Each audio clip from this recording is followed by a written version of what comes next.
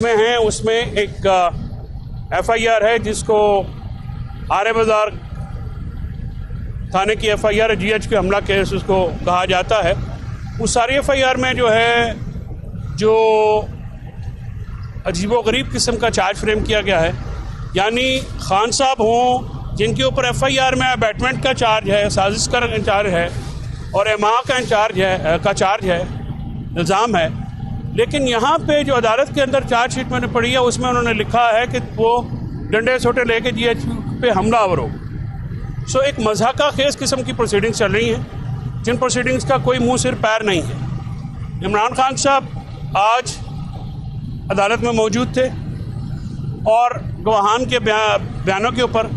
उनका तबसरा भी सुनने से ताल्लुक़ रखता था। हर गवाह जो आ रहा था, दो गवाह आए हैं शायद आज,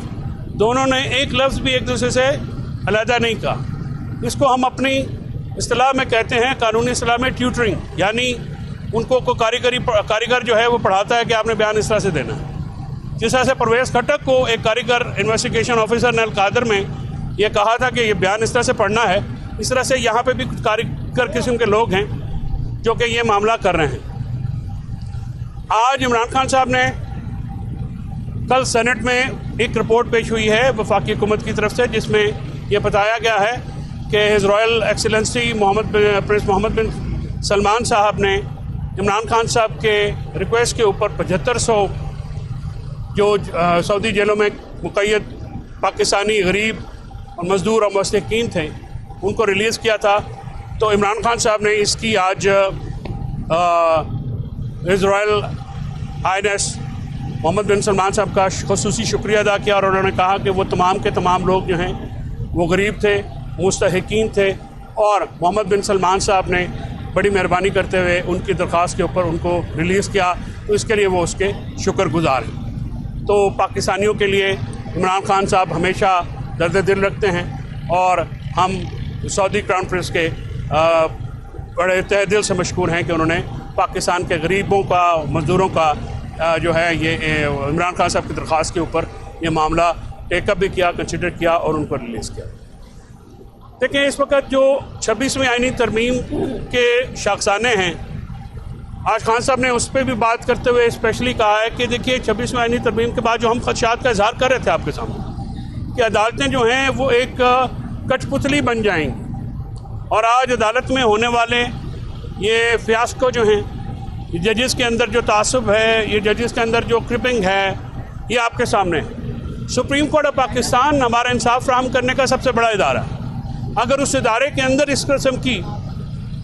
तासुब की फ़ज़ा पाई जाएगी और कुछ जजेस को अंडरमाइन किया जाएगा और कुछ जजेस को खुला हाथ दिया जाएगा, तो ये पाकिस्तान के निज़ाम इंसाफ के लिए हरगिज़ बेनिफिशियल नहीं। हम चाहते हैं कि मुल्क में रूल ऑफ लॉ हो, हम चाहते हैं कि मुल्क में आज़ाद अदलिया हो, आज़ाद मीडिया हो और कानून की हुक्मरानी कायम की जाए। और आजकल के दौर में आज़ाद इंटरनेट के बग़ैर लोगों की जो फंडामेंटल राइट है, चाहे वो तकरीर का हो, चाहे वो राय ज़नी का हो, सियासी इख्तिलाफ़ राय का इजहार हो या सियासी राय का इजहार हो, ये इंटरनेट के बग़ैर नामुकम्मल है। आप सब दोस्त जिस मुश्किल हालात में यहाँ पे काम करते हैं, टेक्नीशियन समेत हमारे रिपोर्टर्स जो हैं, जो इनसाइडर डायलॉग भी सारा दिन करते हैं, रिपोर्टिंग कवरेज करते हैं, उनको भी इंटरनेट तक एक्सेस में बड़ा प्रॉब्लम होता है आम शहरियों की तरह। हमारा $1.70 बिलियन का नुकसान हो चुका है आईटी इंडस्ट्री का और हम इंटरनेशनल वर्ल्ड में कम्पीट नहीं कर सकेंगे अगर ये पॉलिसी जारी रही। हम ये एक्सपेक्ट करते हैं जो बैनुल अक़वामी फोरम है ह्यूमन राइट्स के, क्योंकि हमारी जो ह्यूमन राइट वायलेशन की पटिशन्स हैं उनको काजी फाइज ईसा ने इस फॉर्म 47 की गवर्नमेंट को कवर फ्राहम करने के लिए और इलेक्शन के फ्रॉड को कवर फ्राहम करने के लिए उनको नहीं सुना। हमारी पटिशन आज भी सुप्रीम कोर्ट में पेंडिंग पड़ी है, लाहौर में वेट फॉर ऑर्डर्स में पड़ी है 1.5 साल से। हम ये चाहते हैं कि ये पटिशन्स कॉन्स्टिट्यूशनल बेंच फ़ौरन सुने। इनको जो धचका है या जो इनका धड़का है मौजूदा हुकूमत का वो ये है कि वो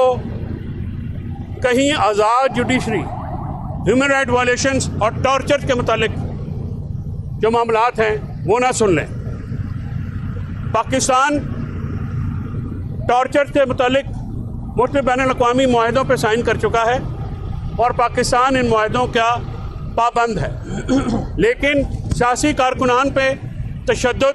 सियासी कारकुनान को अगवा करना, सियासी कारकुनान के घर तोड़े जाने और सियासी कारकुनान के बीवी बच्चों को हरास करना ये मामूल बन गया है। हमारी ख़वातीन वर्कर्स को जिस तरह से हरास किया गया, ख़वातीन सहाफ़ियों को भी जो है दौरान एहतजाज जो है टारगेट किया गया। यहाँ मुल्क में सदाए एहतजाज बुलंद करना और सियासी इख्तिलाफ राय का इजहार करना दहशत गर्दी बना दिया गया। हम आज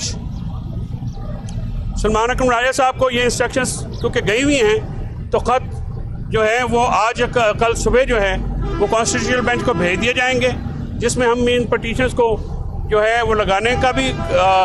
रिक्वेस्ट कर रहे हैं CJP को और कॉन्स्टिट्यूशनल बेंच के हेड को कि ये हमारी जो पटिशन्स हैं ये फिल फॉर सुनी जाएं। हम एक इंडिपेंडेंट जुडिशल कमीशन चाहते हैं जो कि 9 मई के वाक़यात, ये जो सारा मामला है जो पटिशन काजी फाइज ईसा ने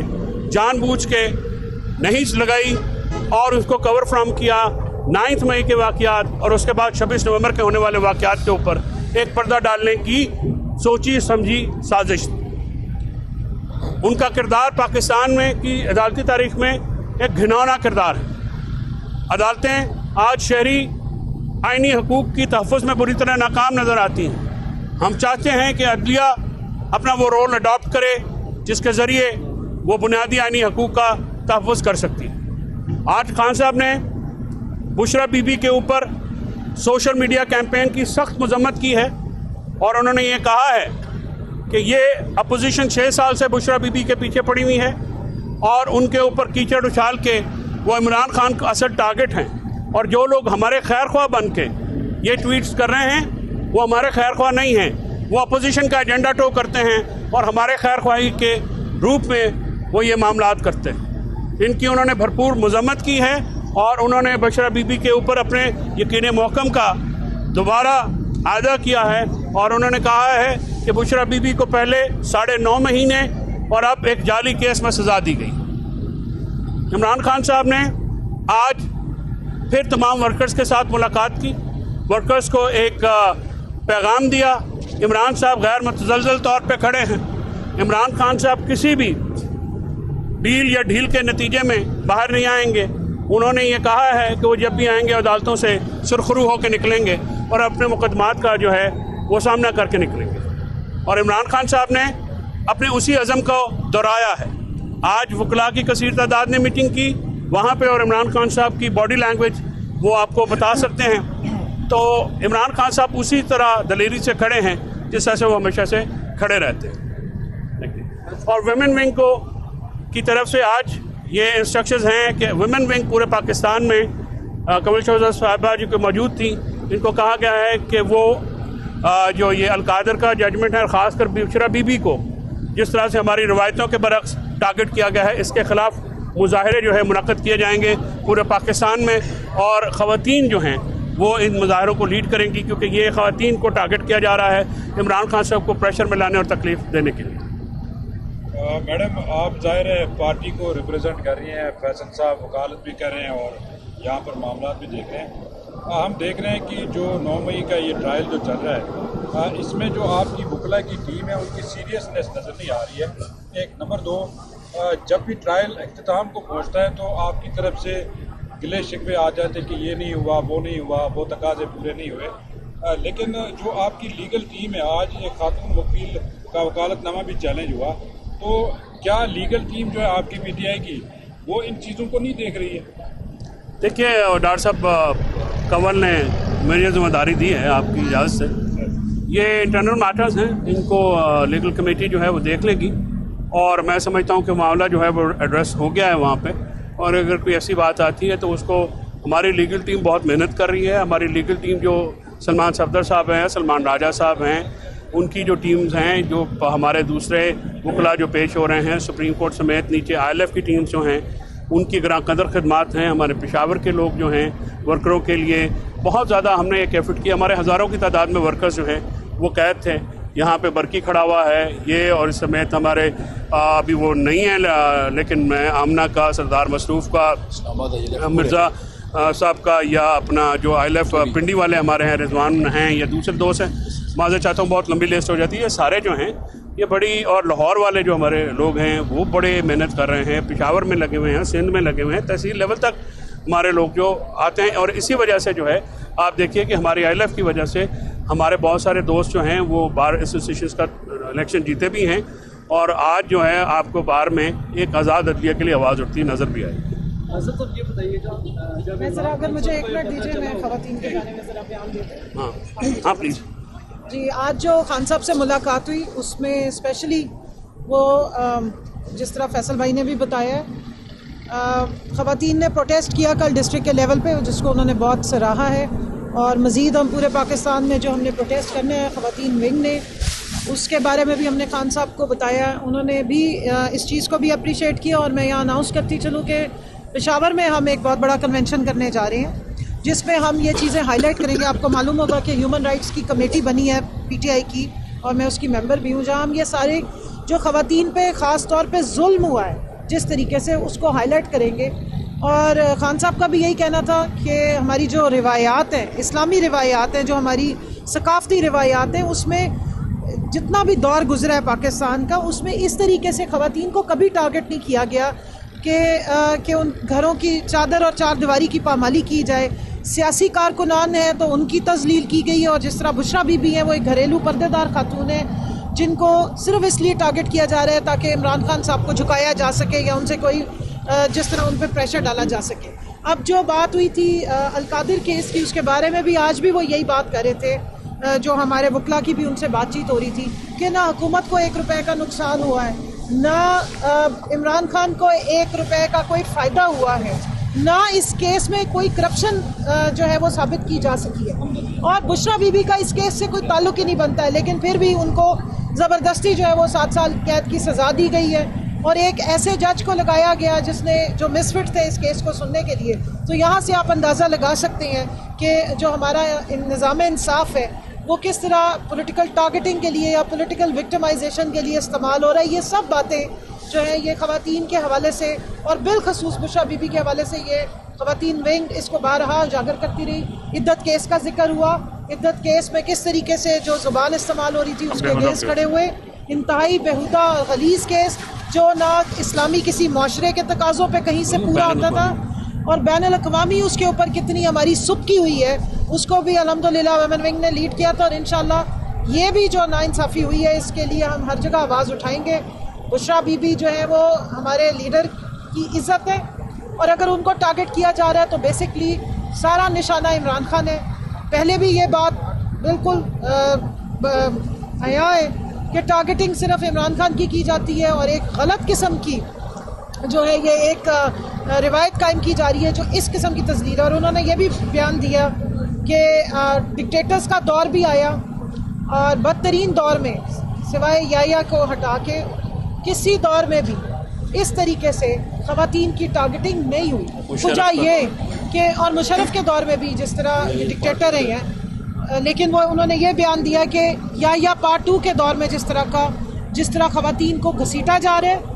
और सियासी इंतकाम का बहस का निशाना बनाया जा रहा है, उनकी तजलील की जा रही है। इसकी ना हिस्ट्री में कहीं मिसाल मिलती है, ना सियासी रिवायात, ना इस्लामी रिवायात, ना सकाफ़ती रिवायात पे ये कहीं पूरी पड़ती है। तो इसकी हम भरपूर मज़म्मत कर रहे हैं, ज़ुबान से भी कर रहे हैं, बाहर निकल के भी करेंगे, और हमने एहतजाज भी करना है। और इस पर भी खान साहब को हमने भी आगाह किया, और वो ख़ुद भी इस बात पे बड़े